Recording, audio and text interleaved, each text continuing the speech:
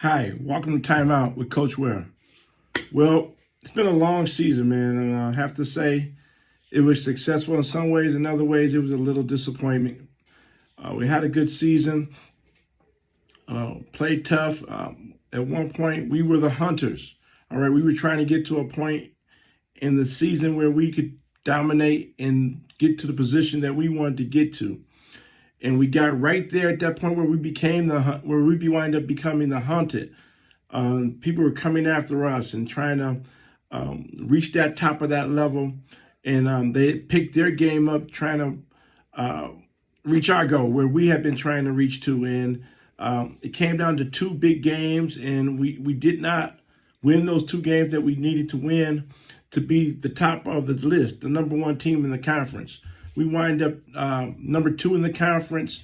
However, we got our best player, Christian Fontaine, to be the MVP of the conference. As well, he made the dream team in the first team. We had one student make the first team in the all-conference team, and then we had another one make the second team all-conference, and we got one young man, an honorable mention. And I bring all these things up to you tonight to talk about just the learning how to go through the trials and tribulations of whatever you're going through, whatever company, whatever goals that you are trying to reach out to. As we like to tell our players all the time, there's always going to be ups and there's going to be lows, and they're going to have to learn how to manage those waters, up and then low and down again. And if you can learn to manage those waters, those difficult times, that's part of the solution that you're going to get to where you want to go. But on the other side, you also have to know how to balance when things are going well and not get too far ahead of yourself, and understand that you must stay in the space to which you're in, where you're being successful, but yet still moving forward without doing anything dramatic to change the apple cart. In our case, the apple cart started getting twisted a little bit because we lost a lot of our backup players through injuries, and they were out 3, 4, 5 weeks, and our scoring went down.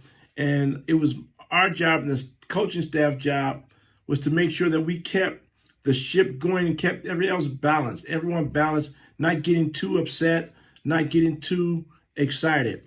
And that's a difficult thing to do as a coach and as a leader, to get your people to understand that we still got to march forward, even when you are the ones that they are hunting, as well as when you're trying to catch the person who's in the lead or who's doing some things that you want to do and you want to get to that spot.